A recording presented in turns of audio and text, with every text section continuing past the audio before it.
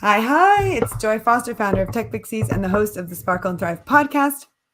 And I am here today with Sarah Taylor Phillips, who is a talent expert and a career navigator. And she's going to help us dive into the 5 secrets to getting hired over the age of 50. And we have a lot of women in the Tech Pixie community that are over the age of 50. We now have quite a few women in their 50s, 60s, and 70s in our program. And let's dive right in, Sarah. What are our top 5 secrets to getting hired over the age of 50? Okay, cool. Well, great to be here, Joy. Thanks for having me, and lovely to see you all. Right, the great thing about we'll go through the 5 secrets getting hired at 50 plus, but I think one of the things we need to remember is at 50, we have crystallized wisdom, which is so exciting. So when you're in your 20s and your 30s, 40s, you have fluid intelligence. And basically, in your 20s, 30s, 40s, it kind of grows, but it does tail off towards late 40s, early 50s. But what we have in our 50s we have, well, all the way through our lifetime, we have what we call crystallized wisdom. And that's kind of cumulative wisdom. And it grows and it grows and it grows and it grows. In our 50s and 60s and 70s and 80s, even, it's growing. So if you think of your intelligence or what you know as, let's say, books in a library, okay? When you're in your mid 20s, your library books kind of come halfway around the first wall. But when you're over 50, your library books are covering kind of 3.5 walls now. So you've got a lot of books, a lot of wisdom and experience to draw from. And that is the beauty of over 50s in the workplace, basically at work. So whenever you are looking to get hired when you're over 50, that's something to bear in mind. You're overqualified, you know loads of stuff. Somebody might employ you as a marketing person, but you can bring your people management skills, you can bring your digital skills, you can bring, I don't know, your HR skills, you can bring all of these other things that you know to the party. Whereas when you're in your mid 20s, if you're a marketer, I was a marketer, that was my first career, and I brought marketing to the party and not a lot of else. Now I can bring so much more. But we'll go through the 5 secrets, shall we? So I think the first thing to remember is it all starts with you. Okay, so it's all about you. So forget jobs, forget the job market. It's so overwhelming. Where do you start? It's impossible to know. So it all starts with you, brand you. And what you do, I know, Joy, you do a lot of work with this, but it's about finding what you love. It's about knowing your superpowers, your strengths, what motivates you, what you're passionate about. And that is key to your USP, really, or what makes you really unique, special, and different. So I know the Tech Pixies, if you work with Tech Pixies, you'll be doing this anyway, but basically it all starts with you. So when you've got your brand new compass in front of you, and at Career Voyage we give you a brand new compass, and you've got that bit of paper in front of you which tells you which office environments you like to work in, what you want your boss to be like, whether you want to work in a small company, whether you want to be an oil tanker, or whether you want to go around the world single-handed in your yacht. Basically, it's all of those things. And when you understand those about you, it makes it really easy to look at the job market or a job you want or a job you need, because you don't have to look at the whole market. You just look at this bit of the market, and then I it think I becomes think you're much right. more manageable. I think you're right. It's a big mistake people make is they don't really get clear on what they would love and they sort of just take whatever's around. And I Yeah, think then that leads to dissatisfaction. And so, it is absolutely possible to craft a vision for what you would love, to get clarity on that. And like you said, it's what do I want the office to look like and feel like? Do I want to go into the office? Do I want to be, like you yeah, said, on my yacht, absolutely. traveling the world? Like how, and actually writing it down, getting it out of your head, and thinking about the way that you want to be treated, who you want to work with, do you want to do you want to have people reporting to you? All those things, very important. Absolutely. And I think as well, what you can do, so a lot of this work, the all about you work, the brand new work, really, it's about, I'm a marketer, so it's like branding, really. So you're digging for insights, you're looking back at your whole life or your whole career for information. So think about, when you were in an organization where you love working, and think about the people you did love working with.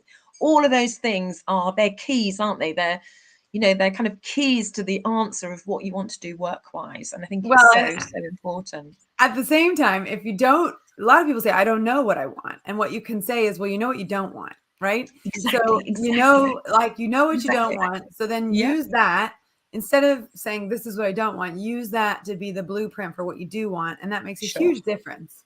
Absolutely. And the other thing about doing what you don't want, or knowing what you don't want, is, and that's, go and experiment, because you don't have to go into your perfect dream job now. You can have what I call it a job for now. So go and do a job for now, and you'll learn if you don't like it quite quickly. And the great thing about doing something you don't like is it really motivates you towards something you do like, or it helps you articulate what you do like. So yeah. So yeah, that right? So see, I love that. Just take action, and a job for now. I love that. yeah.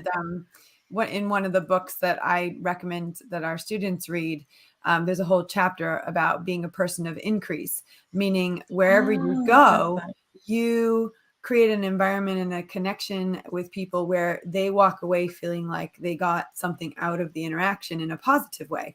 And his point in the book is, you can be a person of increase no matter what position you're in, and that will that will put you in good stead for the next thing. Mm-hmm. But I agree with you. Once you do something, you will realize relatively quickly whether or not it's right for you. The mistake I think a lot of people make in that situation is they stay. They do. Instead of reconnecting with the vision and reminding themselves, okay, actually now I know this is what I don't want, and then having the courage to move on when it's not right. Yeah.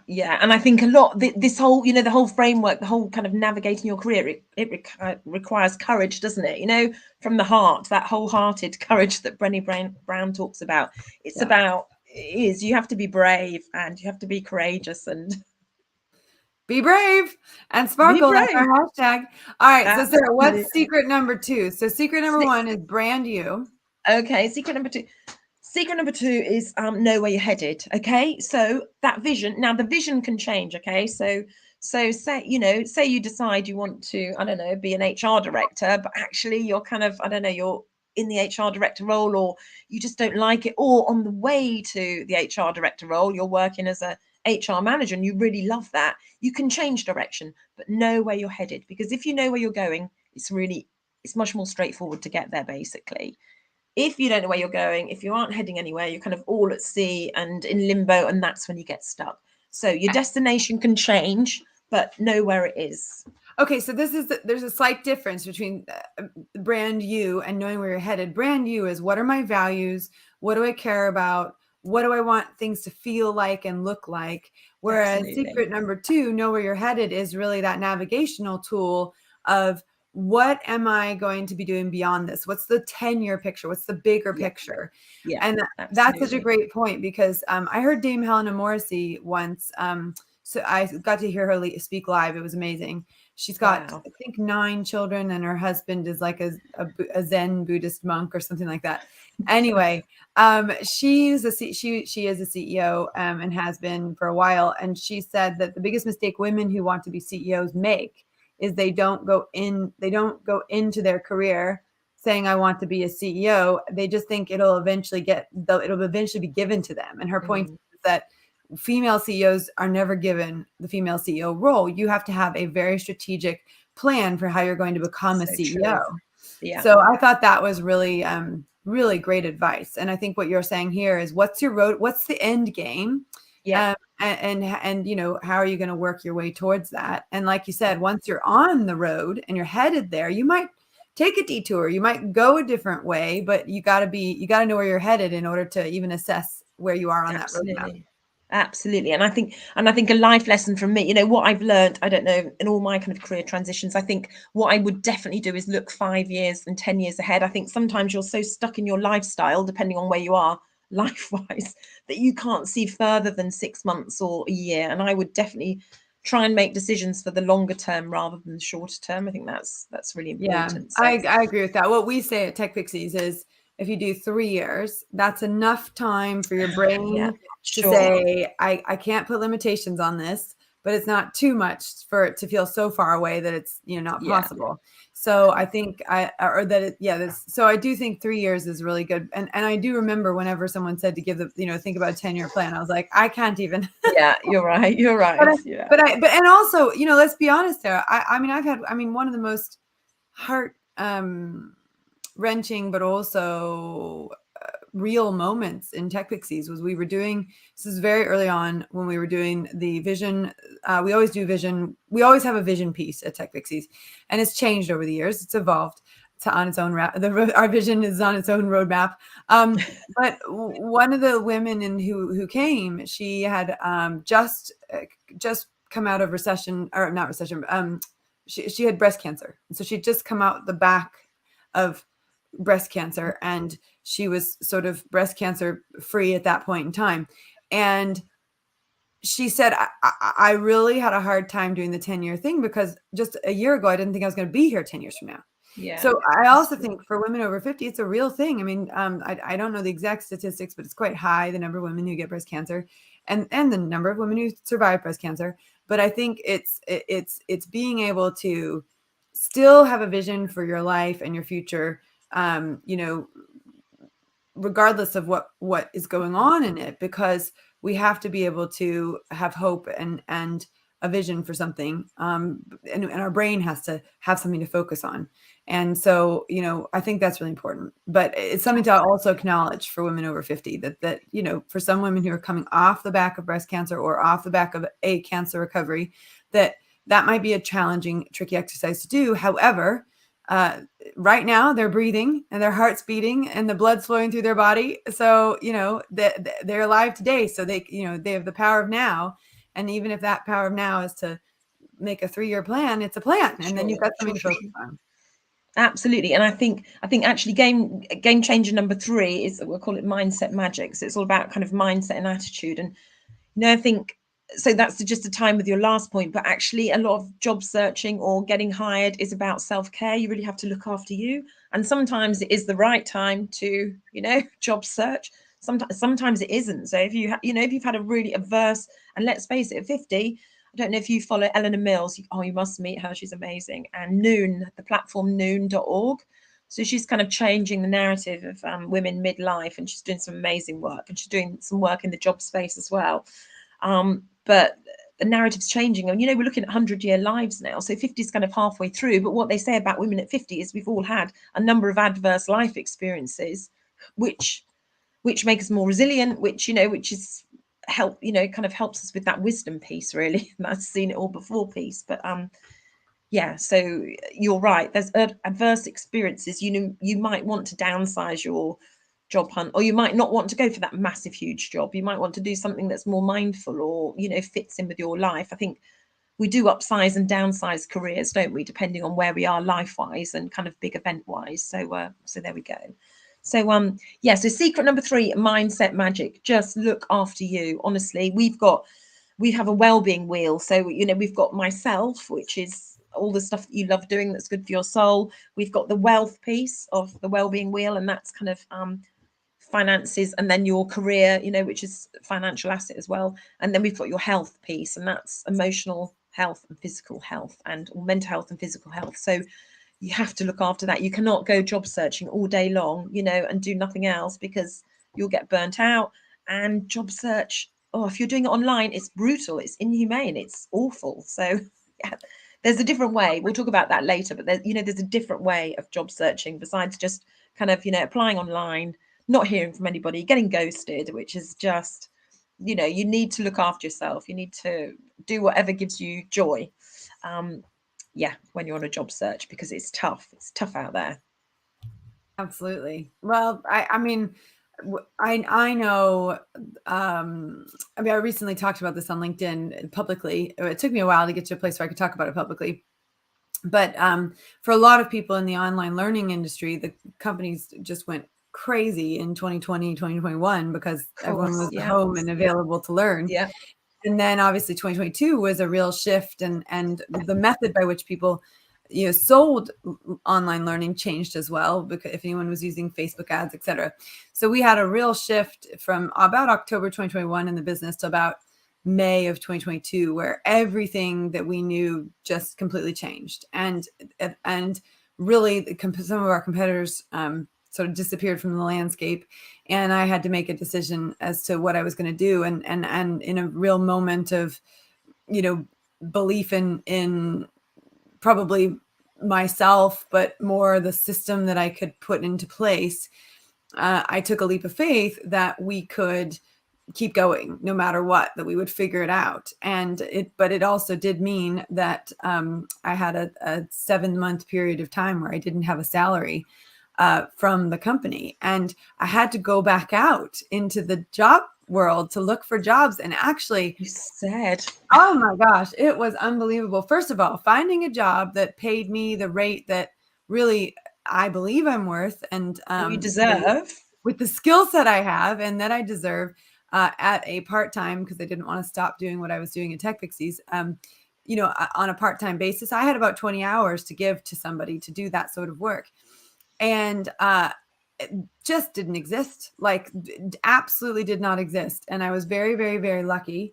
I did go for a job. I got a job offer, and I just said I can't do it at that salary. The salary was, and I have an amazing woman who comes and helps every week. She's in the house. She's a mother of 5. She's a widow, and Wow, she's been working with us for 7 years. She's come to our house every week for 7-8 years. So, but they were offering to pay me less than what I paid her to come in and help me in the house. And it was for a sales job. And I just, and yes, there's an upside on the sales that you're going to make more money if you make the sales, but it was in an industry that wasn't easy to make sales in at this point in time. So anyway, I turned it down. But then when and then I got really, really lucky. My daughter's school had a job that came up, and she's at a private school, which we really felt adamantly was the right school for her, which is why we picked it. But obviously, private school, you've got a tuition to pay, right? And all of a sudden, I have no salary. And so a reception job came up at the school, and it came with a tuition reduction. And so I put myself forward for it. And I thought, well, this is a bonus. It's a win-win. I get to be at the school my daughter's at. I get the tuition reduction, and I get a job that and also the other thing that was great for me was, if I was going to take a lower salary, I needed a job that I didn't have to.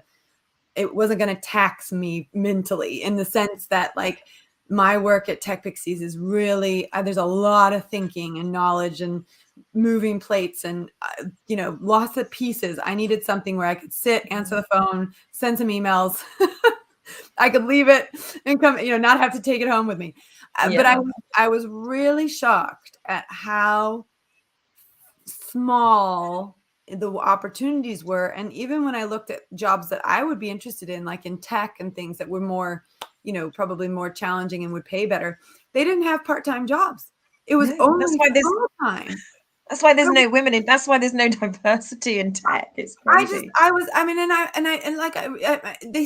They say that it's hard to get jobs in tech, but actually, you cannot, as a woman with children, quite frankly, if you want to be around a little bit, it's impossible to work full-time at a tech company. It really is, unless someone else is raising your kids. So that was interesting to me. Was, anyway, long story short, I just want to say, and I'm not even in my 50s yet, but I found it demoralizing and challenging to look for jobs and just recognize nobody was going to pay me what I was worth. And that was challenging. And I couldn't get part-time. That was the most frustrating thing for my skill set. I couldn't get part-time for my skill set because, and of course now that's all shifted and it's, it's all worked out. Oh, good. I mean, thank goodness. But I think, Joy, as well, that's such, you know what, I wouldn't have put you through that for anything, but actually the fact that you know how difficult it is to land a role, that will add to your Tech Pixies offer, won't it? And that will add to your huge purpose of what you're trying to do in the world. Because sorry, go ahead. Tough. And it's tough, but because I've been applying for roles as in assignments, as part of my portfolio career, and because I've been applying, I really know how tough it is. I'm not sitting here going, "Oh, it's really tough," talking about other people applying. When you do it yourself, you see it for yourself and you feel it, and it's tough. It's tough out there. Well, and I'll share this story because I think it's really important, because this is where things shifted for me, and it's literally shifted in the last week. Well, a couple weeks.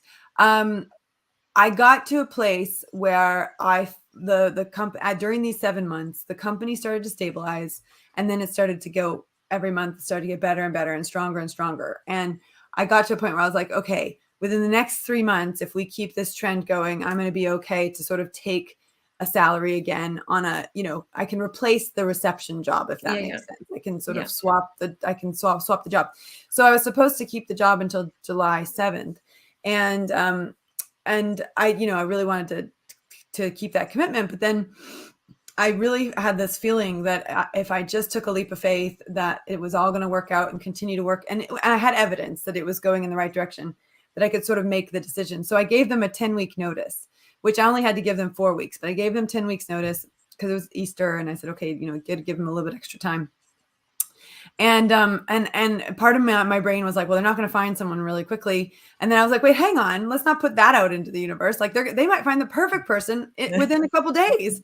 And it turns out they have. So I don't know, I don't know all the details, but and I don't know when I'm going to leave and they're going to come in, but it's going to probably happen definitely by the time frame that I wanted, if not faster. But then the really cool thing, and this is really important, and I think this is a great message on mindset. So I had a conversation with a coach of mine who I just absolutely have so much respect for. And I think coaches need coaches. So if you're a coach listening to this and you don't have a coach, you got to get a coach, or you need to have a coach if you want people to be, if you want to coach people. Anyway, he said to me, if I could hire you, I'd hire you right now and I'd pay you, $200,000 a year. And I was like, and I was in tears because it was the first person who in a very ever had said to me a salary that in my head I had been saying I would love to have that. And of course I knew at that time that wasn't something that they could really offer. So it was sort of like, it was probably a little bit to build up my self-esteem. But what I walked away thinking is really important for women that their self-worth isn't determined by what someone else says they're worth, right? Like, in one sense, I was pumped up because someone said I was worth a couple $100,000 a year. On the other sense, I'm earning, like less than what I pay the person that comes to my house to help me out. And so really important that our worth is not tied into what someone else says it is. And I was flattered, but I also, there's a part of me that was like, yep, that's where I want to be. Right. So, and it reaffirmed where I was. But what it did in a funny way is it just made me reflect on the fact that we shouldn't have our worth tied into what someone else says they would pay us, because we have to know who we are. And if we know who we are, then we're going to be more likely to attract the salary. Anyway, long story short, I'm doing all the paperwork and everything else, but I'm now doing some coaching the coaches training. So I'm now going to be a coach for coaches on a part-time basis, with a really good salary, the salary that I always wanted, not, it's going towards where I want to go. And it's not full time. It works around Tech Pixies and I can keep doing everything. And it's a beautiful move forward. But I think I had to go through all the steps. And I think when you're in your 40s, 50s, and 60s, and you're going back in, you might have to go back in at a lower entry point, but that might take time to figure out what you want to do next. But absolutely, things work out if you know where you're headed. If you know where you're headed. They do. And you've got a portfolio now, haven't you? And portfolio is sometimes the answer. So you think, oh no, I want this, this perfect, permanent, one job. But then you dig a bit further, or actually it kind of doesn't look like that when you kind of get that. That's my experience anyway. And I think just to mention that, going in at a lower rate, I live near Bristol. I went to an event there, I don't know, a few months ago, and there was some big kind of board, female on boards. It's a big hitting event, and they'd all gone in at a much lower level after career breaks, but they'd all got to the top faster. So sometimes you do have to take a step back to move 3 steps forward. So which secret are we on now? We're on 4. I'll just add one little thing too. The other thing about going in and getting a job, and for me, that job for now, the job for now. I love the job for now. The other thing that was great about that was that it definitely affirmed for me that I'm the boss. That you should be doing Tech Pixies. That I like being the boss, and I like being a leader. Like, that was the thing. And one of the things that was difficult in that role, and I really loved the role, and I loved being with the girls, and I really loved that role. But one thing that was challenging for me was recognizing that I like the leadership roles, and also recognizing by being underneath people again, learning what it's like Because if you've been at the top for a long time in Yeah. your own business, and then suddenly you're at the Yeah. bottom, you Yeah. get a new perspective on how do I treat my employees? How do I interact with my employees? How do I, how do I treat them? So I got a real flip of perspective on being the boss versus being the employee. That was a Yeah. gift as well. So, there's Yeah. all sorts of there's all sorts There of is. There mindset is. magic that happens There as is. you There step is. into these things.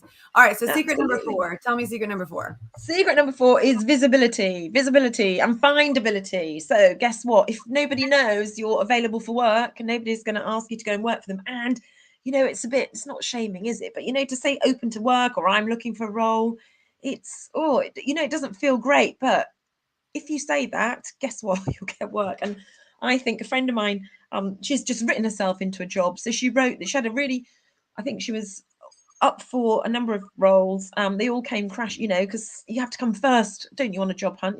Coming second and coming third doesn't cut it. I think I spoke to her on the Monday. She thought she was going to come first in 2 of the roles, and she came second in both of them. So on the Monday, she was kind of on her knees. So she wrote this really heartfelt, amazing LinkedIn profile, to her network, and she has got an extremely amazing network.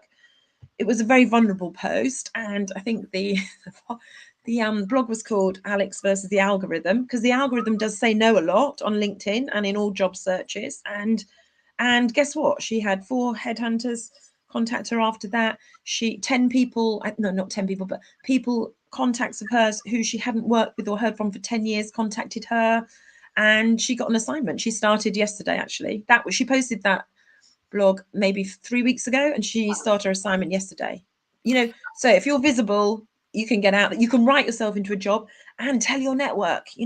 Tell your network. Your network will find you a job rather than the online job boards. Well, and that's why you need to be, quite frankly, that's why you need to be on LinkedIn, and that's why you need to be talking to people on Yeah. LinkedIn. Yes.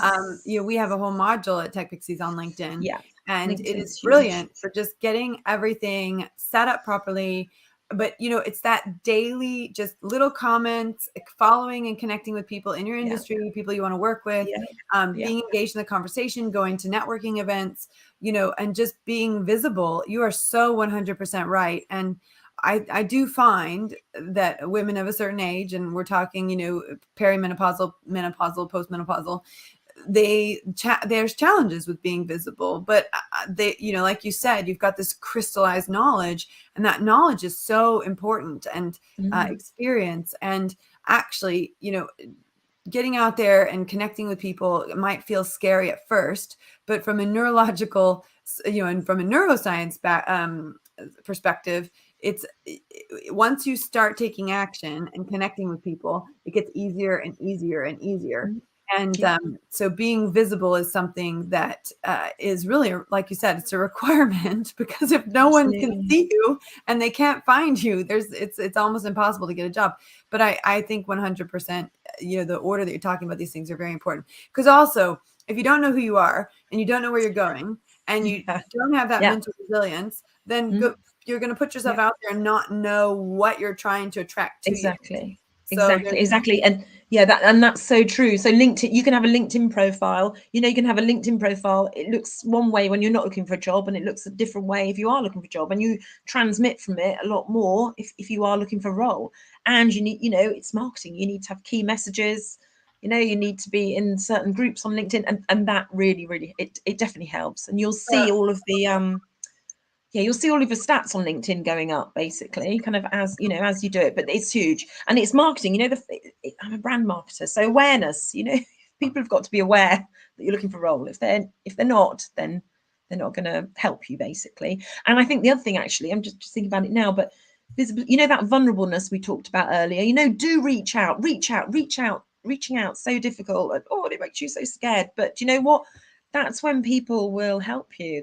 Everybody wants to help you, and especially your network. So it feels very vulnerable, but reach out and let people know. You don't have to do it publicly. You can private message people or call people or just have coffees with people, but let them know you're looking for something, because it's not about them. It's about the 10 people they know, isn't it?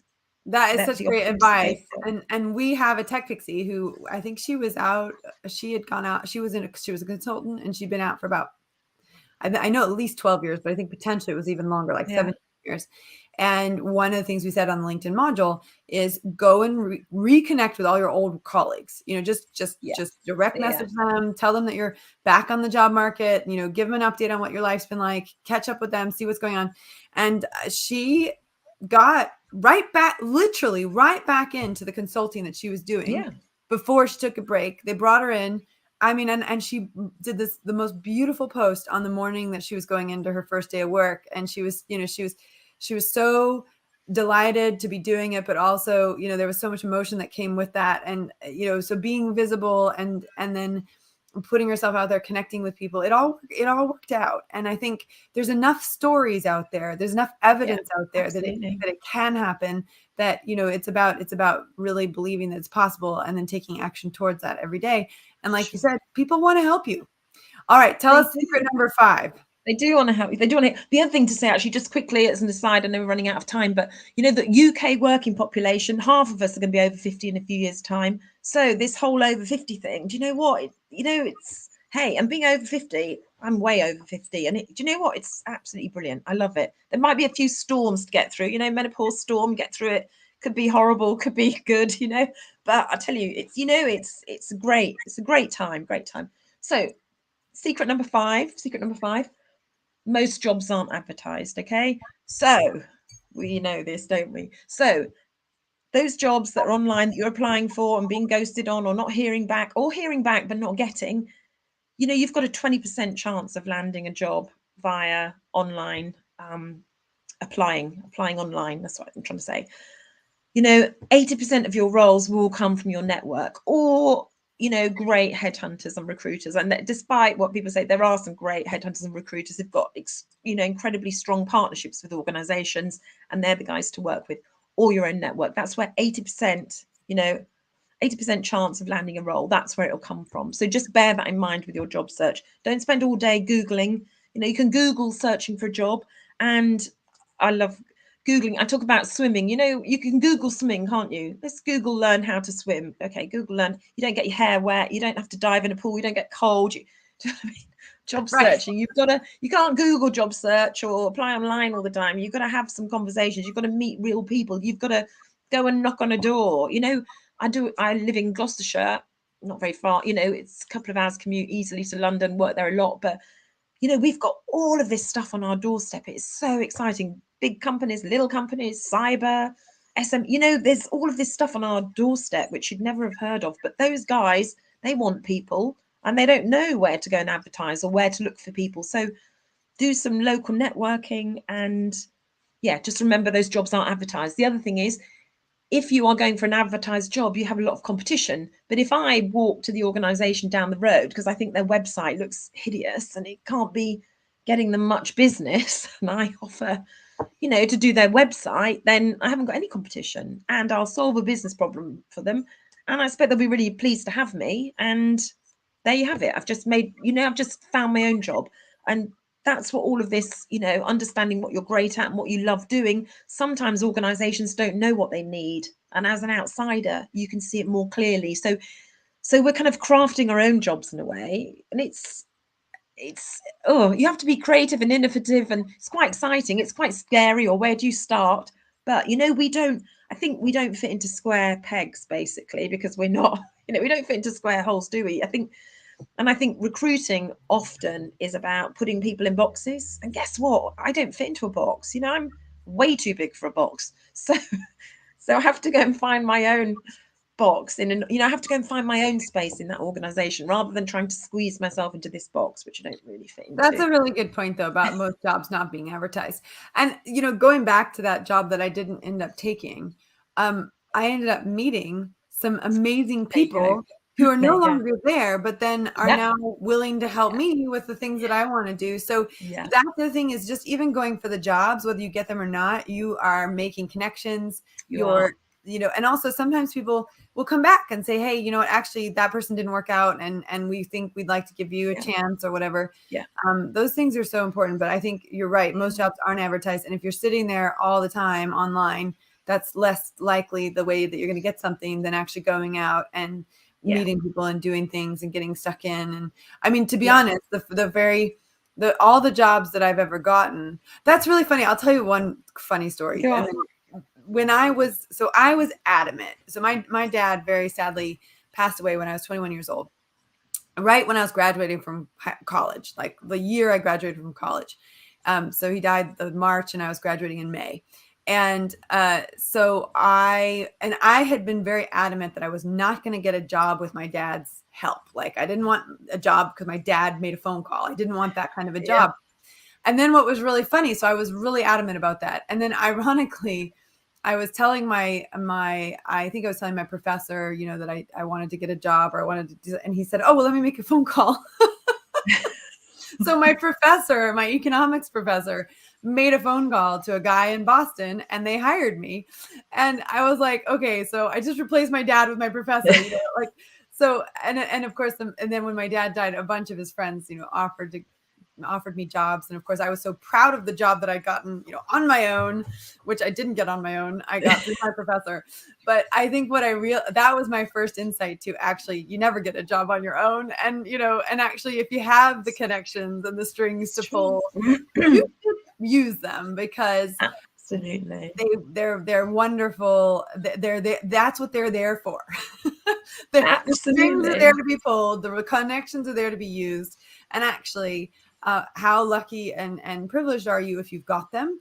And you know what? If you don't got them, then that's your opportunity to go and create them. Because, in that funny example, I did have the connections, but I chose not to use the connections, and I went and created my own connections, which is, I ended up having to use that to get the job anyway. So I think I just find that really funny. But every job I've ever had has been, prior to Tech Pixies, one of the jobs I had, which was a really great stepping stone for me, was at Founders for Schools, which is a charity, and Sherry Kuchar. Yeah, that is a great charity. Yeah. But I didn't start out as an employee. I started out as a volunteer. I ran their MailChimp, I ran their social media, I ran their blog. And then when they needed an employee, I was right there and already doing half the jobs that they needed someone to do. So I got a job there for a good 18 months or so. So I think, if you know what you're interested in, you know what you like, and you've got, what your skills are, it's a really fun way to move forward. Volunteering is a really good way. That's not on my list of secrets, is it? But volunteering is a really good way that you can, you can go and do something you're really passionate about, and network, and keep your confidence up, and just be involved in really interesting things. So But I do have a secret about volunteering. Oh, I do. And do you know what? It's a Tech Pixies secret. And I'll never, this is one of the favorite things I've ever heard from you. And it was about knowing your worth, one of your financial pieces. And I do it. And you said, whenever you volunteer, because I think what happens, hey, I wouldn't get out of bed in the morning in the olden days, for less than £300. And then you become, a school mum, and you're like, okay, I'll do it for nothing, and I'll spend 20 hours of my time doing this, that, and the other for nada. And you said, make sure if you do any volunteering, send an invoice, the pro form invoice. Yep. Didn't you? Yes, you do. Free of charge, but value that time and send the person the invoice. And you are so right, because do you know what? I got caught in the volunteering trap, because I spent my whole life volunteering, and that's a great portfolio, and it's so passionate about everything. But in that diagram, the Ikigai diagram, I'm missing the bit you get paid for. And thank you for that. Yeah, so this is my gift to the world. If you are volunteering, put a timestamp on it. Make sure you have a time limit, 6 to 12 weeks max. Don't go over that. And then you send an invoice every single month with 100% discount. And, you will know how much time and effort you've put in. They will know how much time and effort you've put in. And at the end of the 3 months, you will have said, look, I've given this company 6,000 pounds of my, or charity, or time, 6,000 pounds of my time, energy, effort. And I'm so grateful that I could give them that gift. And it's a gift, and you gave it to them, and then you move on. But it's so, so, so important to do that step, because women, until they do that step, they don't see the value of what they're giving away that they could be earning somewhere else. Absolutely. And just one other thing, I just wanted to talk to you about these communities that are relatively new, actually. So there's noon.org, run by Eleanor Mills. It's amazing, changing the narrative of midlife women. And I'll introduce to you, Joy, after this meeting. There's another community called 55 Redefined, and I'll just check it out. It's just about redefining, 50-year-olds, but they're doing a lot of work with big corporates around ageism. And yeah, they work with age pioneers and getting companies to work with people over 50. And there's Aviva Wittenberg Cox as well, who talks about 100-year life. And guess what? We're in quarter 3. Hey, that gives a different perspective on it, doesn't it? Quarter 3. So there's some really great influences in this space, and it's exciting and fun and great time to be over 50. And organizations will be looking for you very soon, and they'll be very lucky to have you. So there we go. Oh, well, I love it. Thank you so much for those 5 secrets. I know a lot of women in this community are going to find that very, very, very valuable. And I would just recommend, not everyone is an entrepreneur. We have a lot of women in our community who are building their own businesses. Yeah. And one of the things that I've recommended to people, if they're not sure, what I am and what I'm not, are you an integrator? Are you a visionary? There's a great book called Rocket Fuel by Gino Wickman. It really talks about the difference. And, for some people, they want to be on the team that's building something great. And some people want to be the leader of the team that's building something great. Yeah, and absolutely. I think if you can identify in your 50s, actually, I want to be a team player, then that going back and getting a job is a great route. If you identify with the fact that, no, actually, I want to be the person leading the charge, there's a lot of great stories. Someone messaged me, Laura Ingalls Wilder. She didn't write her first book until she was like 65, Little House on the Prairie. I didn't know that, that was really interesting. And I heard an interview with about Lucille Ball the other day. So Lucille Ball was in her 40s or, late 40s, early 40s, mid 40s when she started her career. And she said she wasn't actually very funny. She said she was brave.